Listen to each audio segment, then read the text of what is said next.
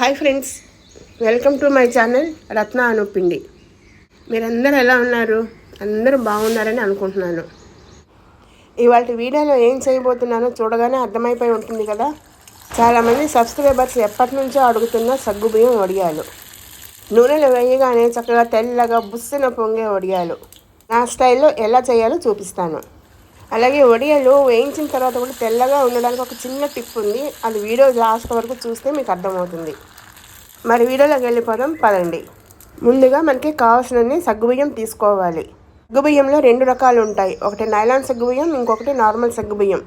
వీడియోలో చూస్తున్నారు కదా, లెఫ్ట్లో ఉన్నది నైలాన్ సగ్గుబియ్యం, చిన్నగా ఉంటుంది పూసలాగా. రైట్లో ఉన్నది నార్మల్ సగ్గుబియ్యం, కొంచెం పెద్దగా ఉంటాయి గింజలు. వడియాలు దేనితో అయినా పెట్టచ్చు. నేనైతే ఇక్కడ నైలాన్ సగ్గుబియ్యం తీసుకున్నాను. నేను ఒక 1/2 కేజీ బియ్యంతో పెడుతున్నాను. నా దగ్గర ఉన్న ఒక గ్లాస్ తోటి 2 గ్లాసుల బియ్యం వచ్చింది. ఇప్పుడు ఈ బియ్యంలో నీళ్లు పోసి ఒకసారి శుభ్రంగా కడగాలి. ఇప్పుడు ఇందులో 1 గ్లాసు బియ్యానికి 7 నుంచి 8 గ్లాసుల నీళ్ళ చొప్పున 2 గ్లాసుల బియ్యం తీసుకున్నాను కాబట్టి 14 నుంచి 16 గ్లాసుల నీళ్లు పోసి నానబెట్టాలి. నేను ఇప్పుడు 14 గ్లాసుల నీళ్ళే పోసాను. అవసరమైతే తర్వాత పడుతుంది అనుకుంటే మళ్ళీ పోసుకోవచ్చు. మీకు ఇక్కడ ఇంకొక డిఫరెన్స్ చెప్పాలి. నైలాన్ సగ్గుబియ్యము మామూలు సగ్గుబియ్యానికి మధ్యన. నైలాన్ సగ్గుబియ్యం ఉడకడానికి 7 నుంచి 8 గ్లాసుల నీళ్లు పడతాయని చెప్పాను కదా, కానీ మామూలు సగ్గుబియ్యానికి 6 గ్లాసులు అయితే సరిపోతుంది.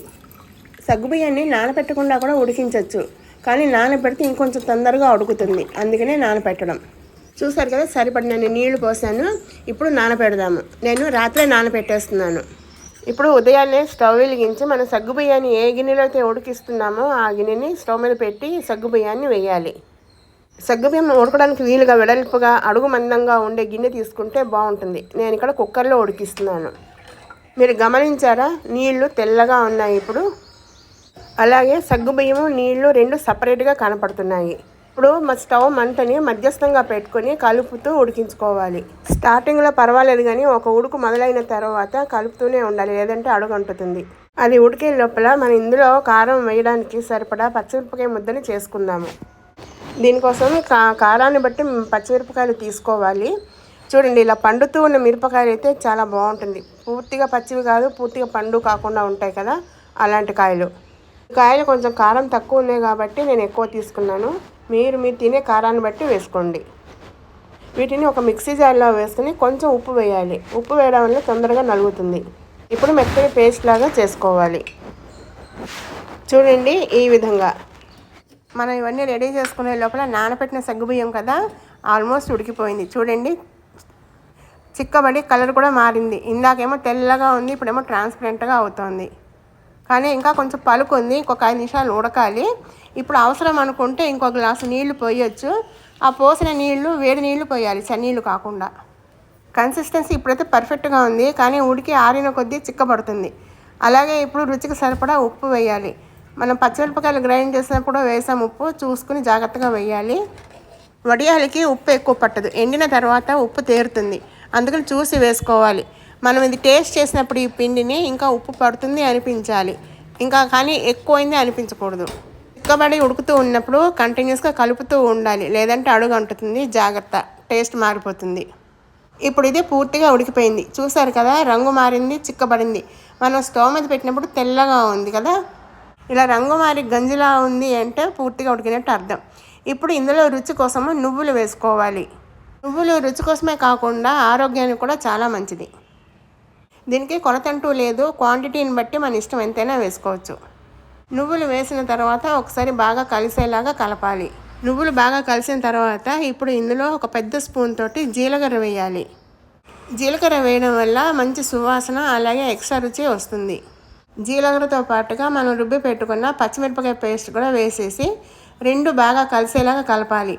ఈ కలిపేటప్పుడు స్టవ్ కట్టేయాలి. జీలకర్ర వేసాక ఉడికించామంటే వడియాల ఫ్లేవర్ మారిపోతుంది. అందుకే సగ్గుబియ్యం పూర్తిగా ఉడికి స్టవ్ కట్టేసే ముందు వేయాలి. ఇప్పుడు స్టవ్ కట్టేద్దాము. ఇప్పుడు చూస్తున్న మీరు కన్సిస్టెన్సీ పర్ఫెక్ట్గా ఉంది, కానీ కొంచెం ఆరిన తర్వాత చిక్కబడుతుంది. మనం వడియాలు పెట్టేటప్పుడు ఇబ్బంది అవుతుంది. అప్పుడు కావాలి అనుకుంటే కొంచెం నీళ్లు కావాల్సింది కలుపుకోవచ్చు. స్టవ్ కట్టేసిన తర్వాత ఒక కాయ నిమ్మరసాన్ని పిండి ఇందులో వేసి కలపాలి. స్టార్టింగ్లో చెప్పాను కదా తెల్లటి వడియాలు అని. ఈ నిమ్మరసం వేయడం వల్ల వేయించిన తర్వాత వడియాలు ఎర్రబడవు. ఇప్పుడు అన్నీ పర్ఫెక్ట్గా కలిపిన తర్వాత ఒక్కసారి ఫైనల్గా ఉప్పు రుచి చూసుకోండి. కొంచెం చల్లారనివ్వాలి ఇప్పుడు. ఇంకా ఇందులో ఫ్లేవర్స్ కోసము కావాలంటే సన్నగా తరిగిన కొత్తిమీర, పాలక్ పేస్టు, టమాటా పేస్టు, తురిమిన క్యారెట్ ఇలాంటివి ఏదైనా సరే ఉడుకుతున్నప్పుడు వేసుకోవాలి. ఇప్పుడు ఇక్కడ నేనైతే ప్లెయిన్గానే చేస్తున్నాను. నాకు ఇక్కడ కొంచెం జీలకర్ర వేస్తే బాగుండు అనిపించి ఇంకొక చెంచాడు వేశాను. చూడండి, ఇప్పుడు ఇది కొంచెం ఆరింది. వడియాల్లాగా పెట్టేసుకుందాము. ఇప్పుడు ఎండలో ఒక ప్లాస్టిక్ పేపర్ని పరుచుకొని 4 వైపులా ఎగిరిపోకుండా రాళ్ళని పెట్టుకోవాలి. ఇలా ఎగిరిపోకుండా పెట్టిన తర్వాత గరిటెతోటి మనకి కావాల్సిన సైజులో కొంచెం కొంచెం పిండి వేసి వడియాల్లాగా పెట్టుకోవాలి. పాతకాలంలో అయితే కాటన్ చీర మీద కానీ పంచ మీద కానీ పెట్టేవారు.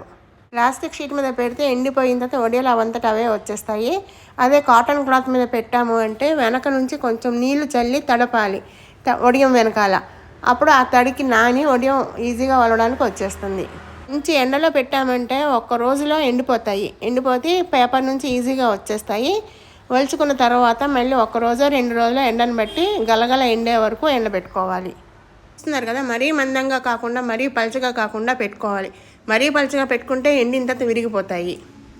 ఇలాగే పిండి మొత్తం పెట్టుకోవాలి. కొంచెం చిక్కబడితే ఇందాక చెప్పినట్టుగా కొద్దిగా నీళ్లు కలుపుకోవచ్చు. 1/2 కేజీ సగ్గుబియ్యానికి చూస్తున్నారు కదా, ఒక పెద్ద షీట్ నిండా వచ్చాయి వడియాలు. ఇప్పుడు వీటిని బాగా ఎండనివ్వాలి. వడియాలు పెట్టిన రోజు ఎండ బాగా వచ్చింది, సాయంత్రానికే ఎండిపోయాయి. చూడండి, వచ్చేస్తున్నాయి అప్పుడే. కానీ వడియానికి వెనకాల కొంచెం తేమ ఉంది. వీటిని అన్నిటికీ పూర్తిగా ఒలిచేసి ఒక పళ్ళల్లో వేసుకుని గలగలా ఎండే వరకు 1 రోజు 2 రోజులు ఎండలో పెట్టుకోవాలి.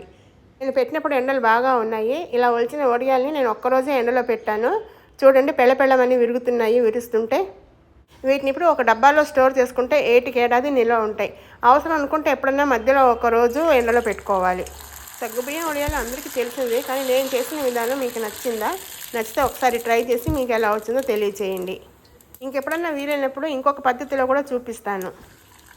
పూసలాగా భలే ఉంటాయి వేయించిన తర్వాత. మరి వీడియో నచ్చితే ఏం చేయాలో మీ అందరికీ తెలుసు కదండి. లైక్, షేరు, కామెంటు, ఒక సబ్స్క్రైబ్ అంతే. మరి ఇంకెందుకు ఆలస్యం, సగ్గుబియ్యం తెప్పించుకొని వడియాలు పెట్టేయండి.